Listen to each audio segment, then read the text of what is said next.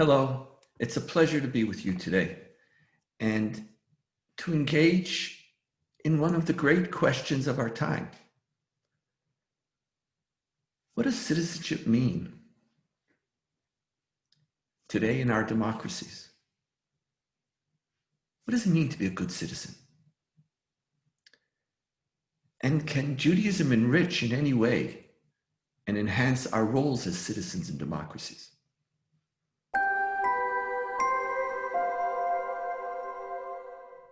We're not doing so well.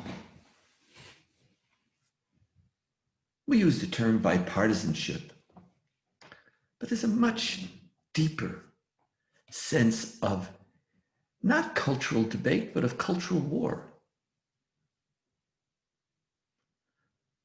We don't respect each other.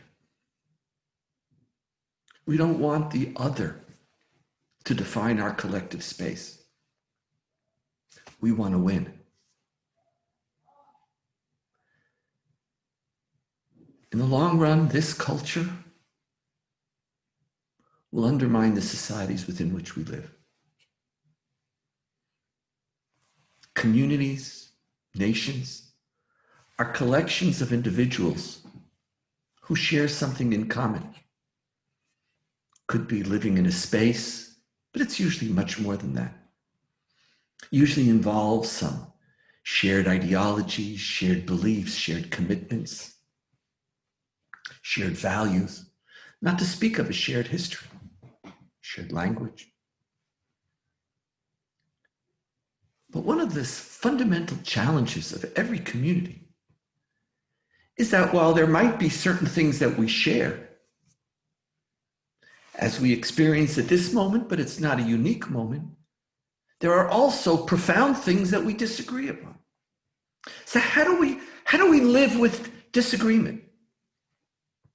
How do we accommodate fellow citizens with very different visions, both for the country and for their own lives? Now, the theory of the melting pot was, in many ways, a theory that eventually will all be the same, and those who enjoyed or appreciated the idea, well, my idea, everybody would somehow become like me. Those who had the power determined a melting pot and said, yes, even though this is a community of multi-ethnic, multinational, multi-religious, multi-ideological perspectives, the melting pot will somehow make us all the same, and making us all the same is not chas v'shalom. It's not me becoming like you. It's you becoming like me. And so all I had to do was to tolerate you for a while, because ultimately you would become me. But in liberal democracies, I would argue fundamentally, the idea of a melting pot does not coexist with the core values that a liberal democracy aspires for. Liberal democracies, with its ideas and principles of freedom of religion, freedom of speech, freedom of protest, that the individual is endowed with inalienable rights, that individual doesn't get pushed into becoming someone that they don't want to become.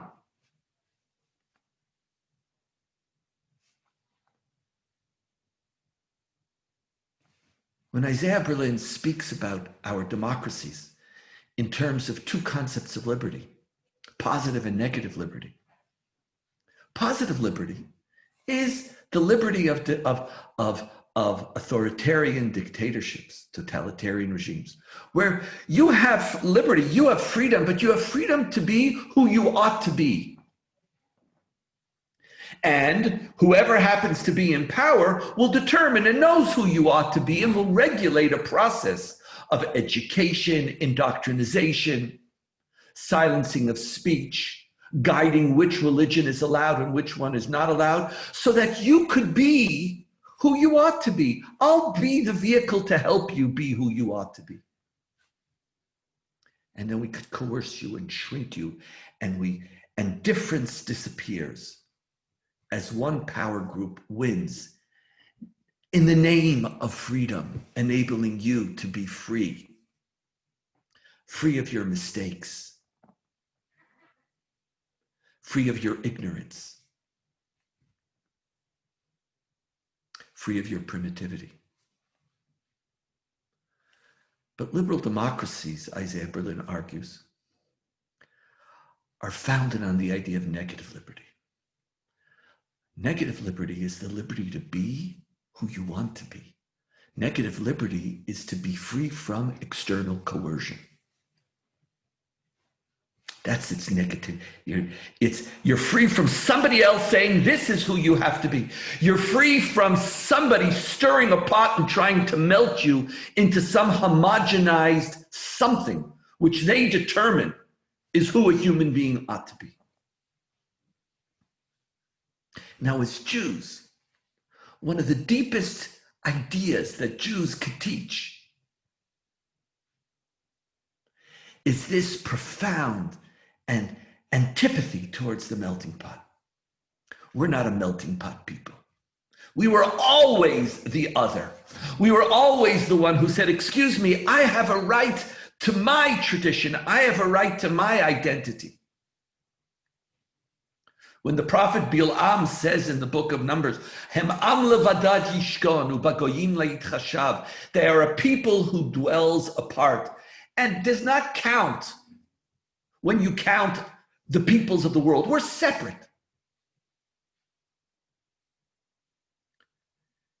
On the one hand, it was always a curse. It was lonely. It was painful. We were subject to attacks and pogroms and holocausts.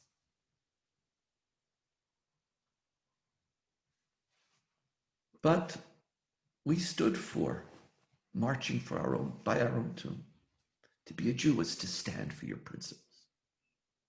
Abraham, our tradition teaches us, is called the Hebrew. But it's not, the rabbis say, it's not Hebrew because he spoke Hebrew. There was no Hebrew. The term Hebrew, Ivri, comes from the term Ever, from the other side.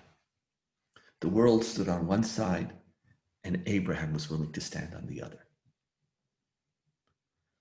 The Jew stands for my right to be different. And one of the fundamental lessons that Jewish history could teach contemporary citizenship is the importance of moving away from the aspiration of homogeneity, celebrating of difference, and instituting that as a core feature of the inalienable human right. A right that democracy now establishes as my right to speak, my right to be, to believe, my right to demonstrate. And that's not just my right until I become like you. It's to live in a society where difference is possible. Because it is only in such a society that Jews were able to live. And therefore, our fundamental obligation under the principles of Leviticus 19, you shall love the stranger, for you are a stranger. It's nothing to do with the stranger. It's that we Jews learn from our own past and determine how we're supposed to act or how we want other people to be treated. We were strangers, therefore we're going to love the stranger. Or as Hillel teaches, what's hateful unto you, do not do unto others. That's the whole Torah, and the rest is commentary. The whole Torah of Jewish citizenship is what's hateful unto you. We hated when there wasn't room for difference, when we couldn't breathe the essence and the air of our tradition. Jews' citizenship and democracy is first and foremost the celebration of the legitimacy to be different. But how do we live with all this difference? if a community or a nation, we're supposed to share something in common, what happens when it's hard to identify what we share in common? What happens when hatred abounds? What happens when intermarriage is not intermarriage between people of different religious traditions, but it's between people of different political ideologies, which, by the way, almost never happen anymore? You pick your spouse principally on their political agenda or political beliefs, or even more on the technical political party that they're registered for. How do we survive as a country?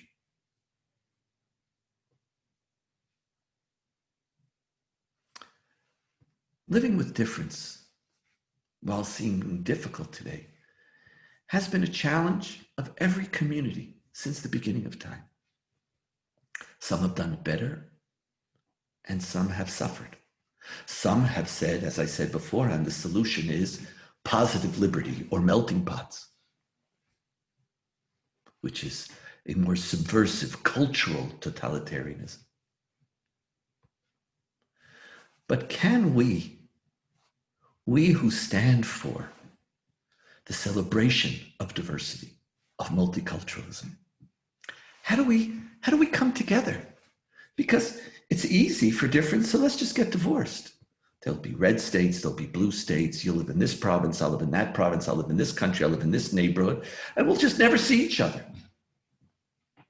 But is that where we want to go? There are two core categories which enabled societies to live with difference, to assimilate difference. One is the category of pluralism, and the other is the category of tolerance. Pluralism is that principle that you apply when you see someone who's different than you, but you don't feel any hierarchical gap between you. You don't assume yourself to be better than. You encounter someone who's other than you and you say, oh, in the words of the Jewish tradition, Tractate Reuven 13b, you say, these and these are the words of the living God. Yes, that's not who I want to be. I have a different opinion, but I could see the inherent value, the inherent legitimacy in your position. I don't want to be you. I don't want to go where you go. But I could see that where you go is a life of value, a life of principle, a life of profound moral excellence. It's possible. Now, the first challenge of these and these are the words of the living God. The first challenge to living with difference is that there has to be some moment as a citizen that you encounter someone who's different than you and you say, yes, these and these are the words of the living God. Pluralism is not merely the attitude you assimilate when you encounter difference that you see as being of equal value to you. It is also an ideology that you have to incorporate in your life. You have to give it a place. If you never, ever encounter someone who's other than you, who you could say these and these are the words of the living God, then you're an idol worshiper. Which idol are you worshiping? Yourself. There has to be some difference. And part of our challenge as citizens and our responsibilities as Jews is to teach the obligation of these and these are the words of the living God. I would say that's a mitzvah of citizenship. No society will be possible unless that idea, these and these are the words of the living God, of pluralism, of seeing an other as equal value to you without no hierarchy, without any hierarchy. It's not like I'm here, oh, you're okay, but I'm better. No better, no. Yes, your life is a phenomenal life. Christel Stendhal spoke about the challenge of interfaith dialogue and learning is to reach a moment of holy envy. I don't want to be, I'm envious of your beauty. It can't be mine. It's not where I came from. I make my choices for a whole plethora of reasons. They could be, they could sometimes be ideological, sometimes they could be intellectual, very often they're cultural and historical. I am who I am. But to have holy envy, these and these are the words of living God. So the first idea and responsibility of citizenship today is not to look at somebody else, but to start with ourselves. How do you in the public space find those who you can say these and these are the words of the living God to? How do you do that? And if each of us obligates ourselves to fulfill this mitzvah, to pursue it, then a new spirit will enter into the land. But the truth is, while pluralism is often advocated for, we advocate for plurality, but not necessarily pluralism.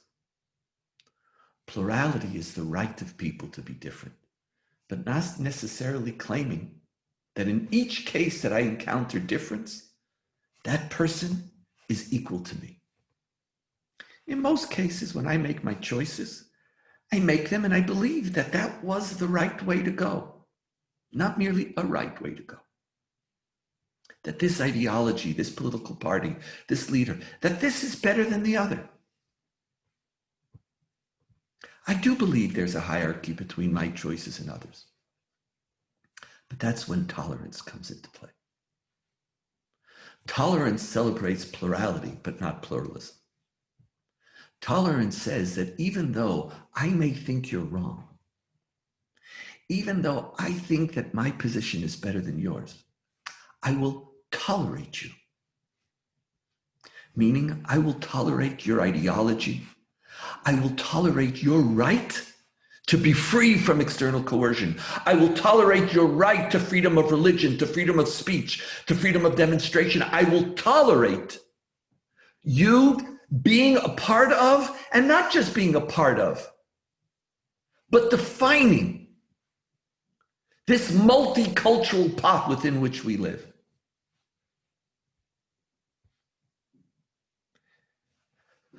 But then comes the profound question: why tolerate somebody you think who's wrong, somebody you think is wrong? That's the paradox of tolerance. Why do that? Now, there are also here too many answers. One answer could be epistemological. I tolerate somebody who I think is wrong because I'm not certain that I'm right. I might know what it is that I know and I have my commitments, but I don't know if I exhaust the truth. And by allowing other positions, I allow space, because at the end, over time, it is only a society that allows this diversity that could learn and ultimately progress as we grow from truth to truth, a constant journey of humankind. And as a result, a tolerant society is a society which constantly improves because it constantly moves beyond the given doctrine where it stopped at one moment. And so I tolerate the other, who I think now is wrong, but I don't know that they're wrong. But there's an even deeper reason for tolerance. It's not epistemological, it's political. It's recognizing that to build a community is to build a community with people who are different. And while I may think you're wrong, the fact that I think you're wrong doesn't mean that this society belongs to you any less than it belongs to me. Lurianic Kabbalah speaks and asks, how does the world exist if God is infinite? And it says the idea is tzimtzum. When God created the world, God contracts God's self to enable space for others. Without contracting, the world would not have been created. Well, without contracting through tolerance, society will not be created. There is no ability. We're not going to be the same. And so the second mitzvah is the mitzvah of tolerance. It's the mitzvah, as the Gemara in Eruvin 13b says, that's the mitzvah that Hillel performed. And that's why the law follows Hillel. Even though they're not more correct than Shammai, the law follows him because the Talmud says they were tolerant of Shammai. They showed them respect. They quoted their opinions before they quoted their own. So find somebody who you think is wrong and exercise the process of contracting, recognizing that this country is their country, that our community is their community. And in the end, hatred, or more accurately, social unrest is not the product of difference. What undermines social cohesion is not the reality of difference, but how we respond to difference. Now, I know that pluralism and tolerance have their limits. Pluralism is these and these, but not those and those. These and these are the words of the living God. Those and those I'm willing to be tolerant for, but there might be a those that I'm not. That will happen. But when we live and breathe and are obligated by the mitzvahs of pluralism and tolerance, the boundaries, they're pushed further away. Today, they're too close. Today, we're excluding too many people in our society as intolerable and unacceptable. This moment, what I believe our tradition has to teach on issues of citizenship and democracy is that we can live together much better than we're living today. Because we have to reach out and find the other who's different than us, who is equally a word of the living God. And we have to reach out to that other who we think is wrong and recognize that only when we contract as God contracted, only when we contract as Hillel contracts, can social life be possible. At the end, we vote in order to shape the direction of our society. But we vote because we believe in the greatness and the potential of the societies within which we live. Through pluralism and tolerance, we give air, we give space for that greatness to arise. My bracha for all of us is that we'll embrace the mitzvahs of pluralism and tolerance. Thank you.